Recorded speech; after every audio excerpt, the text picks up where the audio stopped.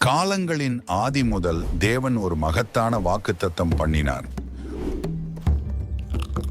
உலகம் இருளில் மூழ்கியிருந்த போது ஒரு மீட்பர் வருவார். தேவனுடைய ஒளி பூமியில் உதயமாகும். உனக்கும் ஸ்திரீக்கும் உன் வித்துக்கும் அவள் வித்துக்கும் பகை உண்டாக்குவே. அவர் உன் தலையை நசுக்குவார், நீ அவர் குதிங்காலை நசுக்குவாய். உன் சந்ததிக்குள் பூமியில் உள்ள சகல ஜாதிகளும் ஆசீர்வதிக்கப்படும்.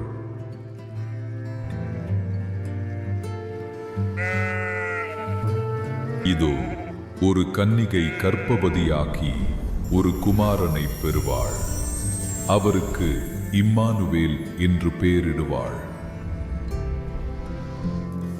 அந்த நித்தியமான வாக்குத்தத்தம் நிறைவேறும் காலம் கனிந்தது. ஆனால் அது எதிர்பார்த்தது போல கோட்டையிலோ சிம்மாசனத்தை ஆளும் எந்த ஒரு மகத்தான தேசத்திலோ நிகழவில்லை. அதற்கு பதிலாக கர்த்தர் கண்டுகொண்ட சாந்தமும் பரிசுத்தமும் நிறைந்த நாசரேத்து எனும் ஒரு எளிய சிற்றூரில்தான் அந்த திவ்ய ரகசியம் தொடங்கவிருந்தது. கர்த்தாவே, என் ஆத்துமா உமக்காக தாகமாயிருக்கிறது, உமது சித்தம் நிறைவேற காத்திருக்கிறேன்.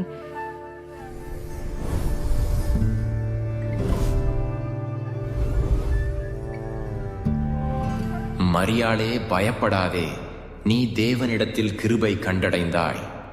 உலகம் எதிர்பார்த்த அந்த விசேஷித்த ரகசியம் உன்னிடத்தில் நிகழப்போகிறது. இது எப்படி ஆகும்? நான் வெறும் கர்த்தருடைய அடிமை அல்லவா? புருஷனை நான் அறியேனே, இது எனக்கு எப்படி சம்பவிக்கும்? பரிசுத்த ஆவியானவர் உம்மேல் வருவார். உன்னதமான தேவனுடைய பலம் உன்னை நிழலிடும். ஆதலால் உன்னிடத்தில் பிறக்கப் போகும் அந்த பரிசுத்தர் தேவனுடைய குமாரன் என்று சொல்லப்படுவார். அவரே உலகை ரட்சிப்பார்.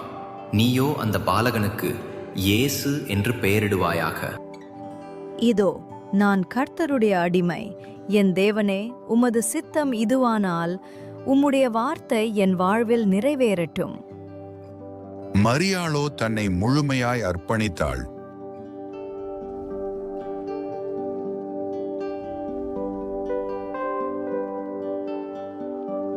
இம்மானுவேலின் பிறப்பிற்கான கர்த்தருடைய திட்டம் நிறைவேற அடுத்ததாக சந்தேகத்தால் தவித்த நீதிமானாகிய யோசேப்புக்கு வழிகாட்ட வேண்டியதாயிற்று.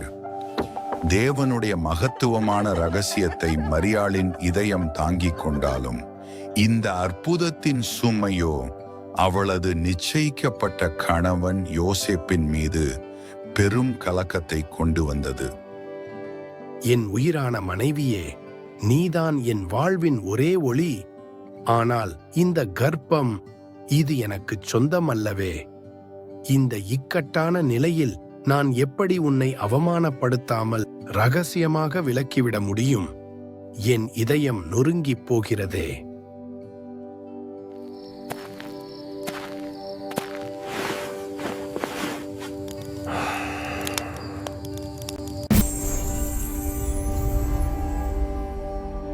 தாவீதின் குமாரனாகிய யோசேப்பே, அஞ்சாதே, உனக்கு குழப்பம் வேண்டாம். உன் மனைவியாகிய மரியாளை சேர்த்துக்கொள். ஏனெனில் அவளிடத்தில் உற்பத்தியாயிருக்கிறது மனிதனால் அல்ல, அது பரிசுத்த ஆவியினால் உண்டானது. அவள் ஒரு குமாரனை பெறுவாள். அவரே தமது ஜனங்களின் பாவங்களை நீக்கி அவர்களை ரட்சிப்பார்.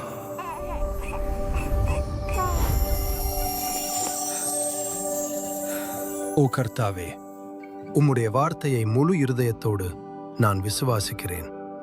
இந்த மகத்தான திவ்ய ரகசியத்தில் உம்முடைய சித்தம் நிறைவேற நானும் ஒரு பணியாளனாக இருக்கிறேன். ஆம், கர்த்தருடைய தீர்க்க தரிசன வார்த்தை நிறைவேற வேண்டியிருந்தது. அந்த நேரத்தில் அகஸ்துராயன் என்னும் ராயனின் ஆளுகையில் ஓர் அசாதாரண கட்டளை பிறந்தது. அதன் நிமித்தம் அவர்கள் பிறந்த ஊரான பெத்லகேமை நோக்கி வலி நிறைந்த அந்த நீண்ட பிரயாணம் உடனடியாக தொடங்கியது. ஒவ்வொரு பிரயாணமும், ஒவ்வொரு மைல் தூரமும் காலத்தை வென்றெடுத்த தேவ சித்தத்தின் அசைக்க முடியாத சாட்சியாக அமைந்தது. பெத்லகேம் நோக்கி போ நெடிய பிரயாணம் நசரேயனின் குமாரன் பிறக்க வேண்டுமே தேவ சித்தத்தின் வார்த்தை நிறைவேறட்டுமே தாங்கி செல்கிறேன் கர்த்தரின் தாசியை கற்பத்தில் உள்ளதோ விண்ணின் பாலகன் துயர் நீங்கி சமாதானம் துளுவே பெத்லகேம் ஊரிலே நாம் சேருவோம் பெத்லகேம் ஊரிலே நாம் சேருவோம்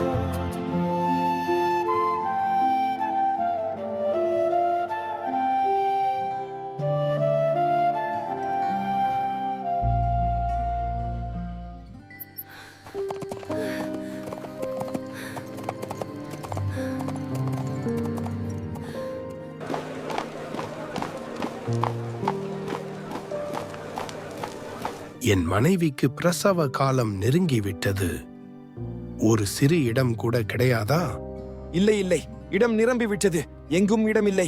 வேறு சத்திரம் தேடிச் செல்லுங்கள்.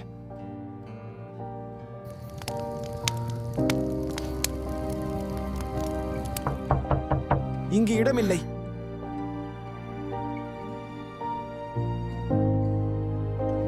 என் மனைவிக்கு பிரசவ காலம் நெருங்கிவிட்டது. நகரத்தில் இடமில்லை. வேண்டுமானால் அந்த புறம்பான மாட்டுக் கொட்டகையில் செல்லலாம்.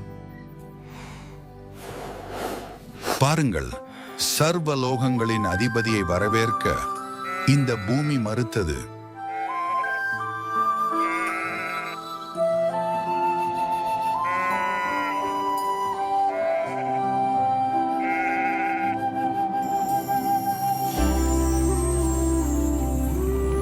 ஆம், சகலத்தையும் படைத்த தேவனுடைய குமாரன் பிறந்தார். வைக்கோல் மேல் உள்ள ஒரு தாழ்ந்த தீவனத் தொட்டியே அந்த ராஜபாலகனுக்கு படுக்கையானது. கண்ணுறங்கும் பாலகன் கர்த்தரின் நீவல்லவோ கிருபையின் வெள்ளம் கண்ணுக்கு தெரியுதே சர்வலோக ரட்சகர் சமாதான பாப்புவே தாழ்மையின் மேலவர் பூவில் பிறந்தாரே.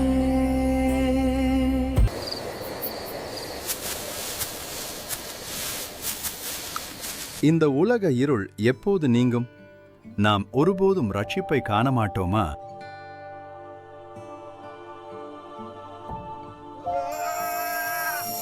பயப்படாதிருங்கள், இதோ எல்லா ஜனங்களுக்கும் மிகுந்த சந்தோஷத்தை உண்டு பண்ணுகிற சுவிசேஷ நற்செய்தியை உங்களுக்கு அறிவிக்கிறேன்.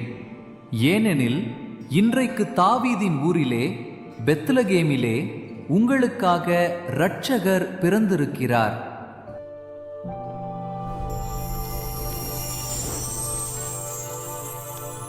நாம் உடனே பெத்லகேமுக்கு போய் கர்த்தர் நமக்கு அறிவித்த இந்த அற்புத வார்த்தையை பார்க்க வேண்டும். உடனே செல்வோம், வாருங்கள்.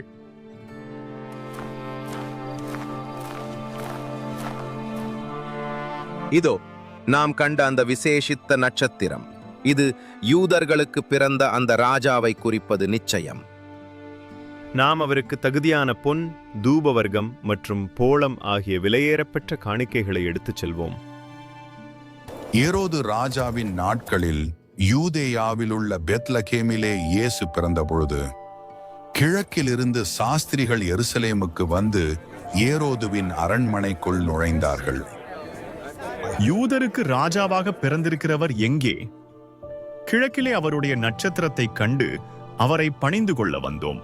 ஏரோது ராஜா அதை கேட்டபொழுது அவனும் அவனோடு கூட எருசலேம் நகரத்தார் அனைவரும் கலங்கினார்கள். ஏரோதுவின் முகத்தில் கோபத்தின் நிழலும் உள்ளத்தில் சூழ்ச்சியும் மேலோங்கியது. அவர் தன் ராஜ்யத்தின் அதிகாரிகளை ஆத்திரத்துடன் அழைத்தார். அந்த பாலகன் எங்கே பிறப்பார் என்று துல்லியமாய் எனக்கு சொல்லுங்கள். நீங்கள் போய் அவரை தீவிரமாய் தேடி வாருங்கள். நானும் போய் அவரை வணங்கும்படி எனக்கு திரும்ப வந்து அறிவியுங்கள். ராஜா சொன்னதை அவர்கள் கேட்டுப் போகையில், இதோ அவர்கள் கிழக்கிலே கண்ட நட்சத்திரம் பிள்ளை இருந்த ஸ்தலத்திற்கு மேல் வந்து நிற்கும் வரைக்கும் அவர்களுக்கு முன் சென்றது. அவர்கள் அந்த நட்சத்திரத்தை கண்டபோது மிகுந்த ஆனந்த சந்தோஷம் அடைந்தார்கள். அவர்கள் அந்த வீட்டுக்குள் பிரவேசித்து பிள்ளையையும் அதன் தாயாகிய மரியாளையும் கண்டு சாஷ்டாங்கமாய் விழுந்து, சர்வலோகத்தின் மகத்தான ராஜாவே, நீரே எங்களுடைய மெய்யான கர்த்தர், பணிந்து கொண்டு தங்கள் பொக்கிஷங்களை திறந்து பொன்னையும் தூப வர்க்கத்தையும் வெள்ளை போளத்தையும் காணிக்கையாக வைத்தார்கள். ஆம், அந்த இரவு பெத்லகேமின் ஒரு எளிய கொட்டகையில் சர்வ சிருஷ்டிகருடைய பூரண அன்பு பூமிக்கு வந்தது. அவர் தாழ்மையின் உருவமாய் மனுஷ குலத்தின் மாபெரும் பரிசாய் நமக்காய் பிறந்தார். அவரே உலகிற்கு சமாதானமும் நம்பிக்கையும் மற்றும் நித்திய சந்தோஷமும் தரவந்த இரட்சகர். இந்த உலகிற்கு வந்த அந்த பரிசுத்த பாலகன்தான் நம்முடைய பாவங்கள் அனைத்திற்காகவும் தம்மையே பலியாக கொடுக்க வந்த தேவனுடைய ஒரே குமாரன்.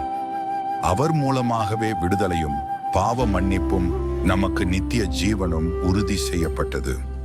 அவரே நம் தேவன், அவரே நம் மீட்பர்.